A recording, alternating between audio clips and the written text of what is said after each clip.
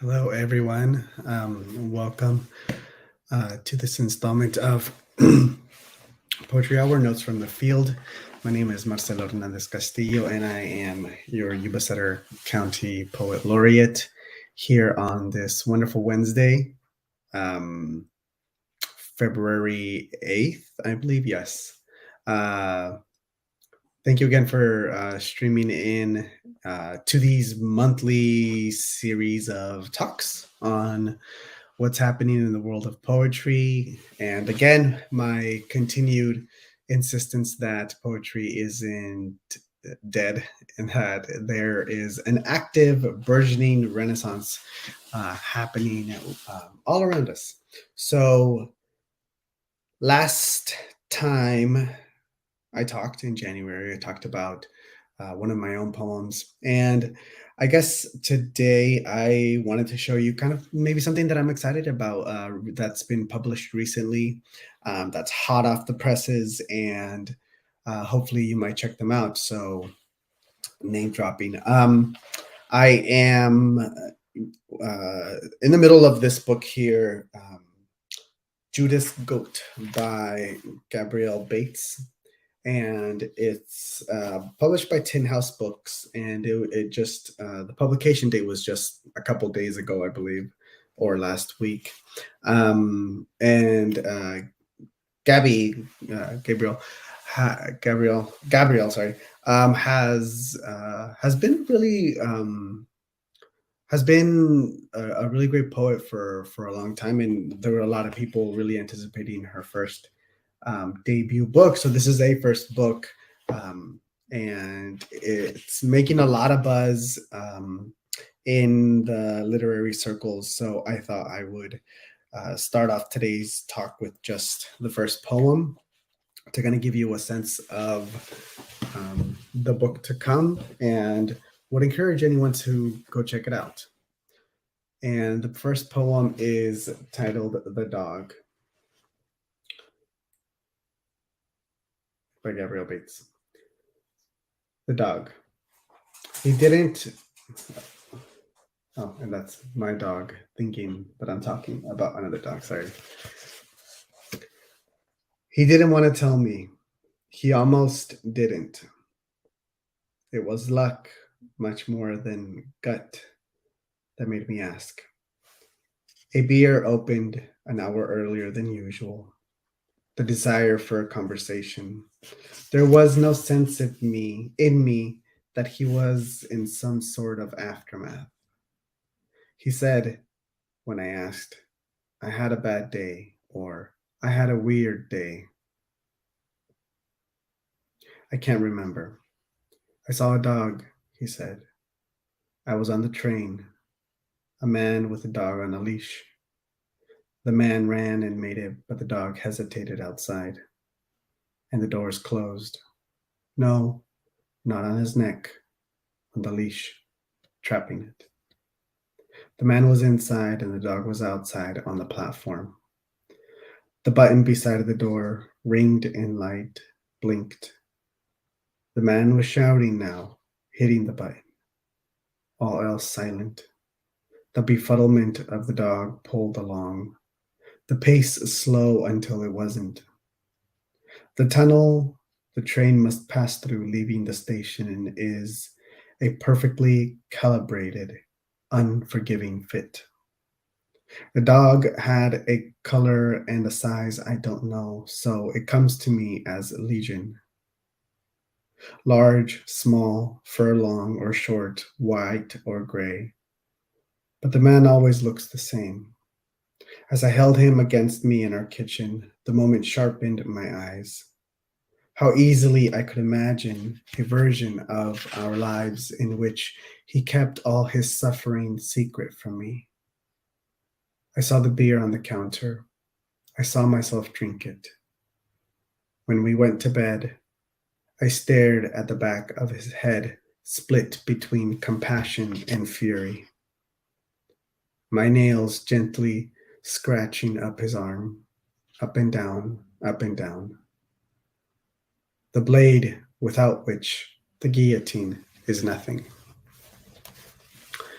So, what a way to open a book. Yeah, Gabrielle's work has appeared in The New Yorker, Poetry Magazine, American Poetry Review, so many others. She's a writer, visual artist, and co host of the Poet Salon podcast.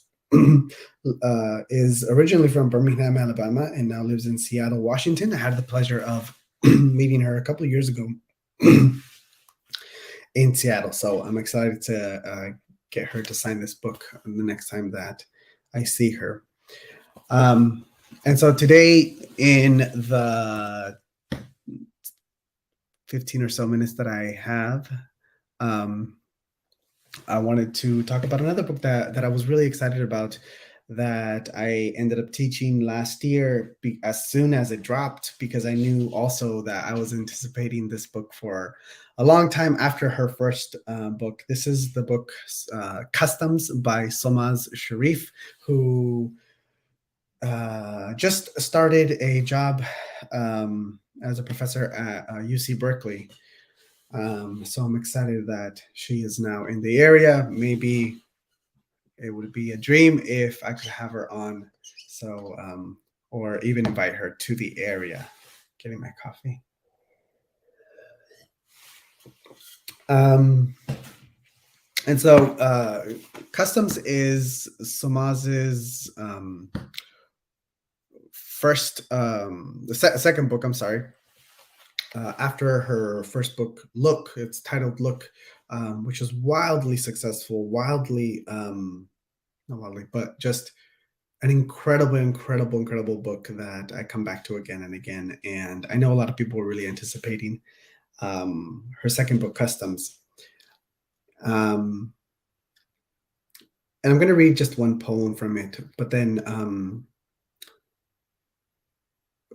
veer over to an introduction to an essay that she had that I thought was very revelatory. This is a poem titled Now What? And so I sat at a tall table in an Ohio hotel, eating delivery. Cheese bread with garlic butter. Only it was not butter, but partially hydrogenated soybean oil and regular soybean oil, and it came in a little tub like creamer that's also not dairy. America in this century means a poem will have to contain dairy that is, in fact, not dairy. On Instagram, a man has bought a 10-foot by 4-foot photo of a bridge he lives beside. Bridge he can see just outside his window which serves as a 10-foot by 4-foot frame. My materialist mind, I can't shake it. With a perfect little tub of garlic butter, a relief of workers of sickles, fields of soy. We were tanners pushed to the edge of the city once, by the stench, the bubble of vats of flesh and loosening skin. Back when the city pulled, leather bucket by leather bucket, its own water from wells. Then we worked the cafeterias at the petroleum offices of the British. Then revolution. Simple. So Solmaz's poems are anything but simple, and yet the language is accessible. I guess the one thing that I wanted to talk about today briefly is just this idea that I've been thinking about is the poem of the poet's observation, or is the poem of the poet's doing? Or in other words, does the meaning of the poem reside in the poet's observation or in what the poet does with language? Or is it of the poet's making, is what I meant to say. And so I'm going to share my screen to briefly share this poem here, which is a beginning to a essay titled "The Near Transitive Properties of the Political and Poetical Erasure." it begins with this idea: every poem is an action, every action is political, every poem is political. And she opens with this anecdote. A lover once, and this is what the person said: you can't say every action is political, then the word political loses all meaning. He added, what is political about this moment? I was washing his dishes. I had left the water running. So again, Samaz does so much with so little. And I am continually just awestruck by what she is able to accomplish in such a simple moment as this, in which you have two people in a kitchen. One asks, what is political about this moment? And the author, assuming Samaz, says, I was washing his dishes. I had left the water running. And then in this moment, you have the meaning residing in a poet's observation of what is happening in the moment, rather than flourishes and decorative language, rather than figurative language that poets are known for. And yes, Samaz does this, but a kind of observation of a moment that provides for us an insight into the nuances of life, into the nuances of how much more complicated things are if we just look a little bit closer to even the smallest things around us, like the act of washing dishes. And in this moment, the line is, I was washing his dishes. I had left the water running. And being in California, we know just how precarious and volatile all of our conversations around water use are, around Southern California and the drought, the decade-long drought that we are living through as a result of climate change. And also this lover, also the idea that you as the shared labor, the weight of labor between a relationship, that you were washing this person's dishes, that you had left the water running, and that in itself is a political act. So this poem that I read, the first poem that I read by Somaz, Now What?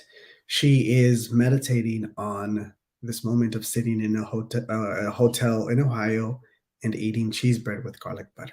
And that's it.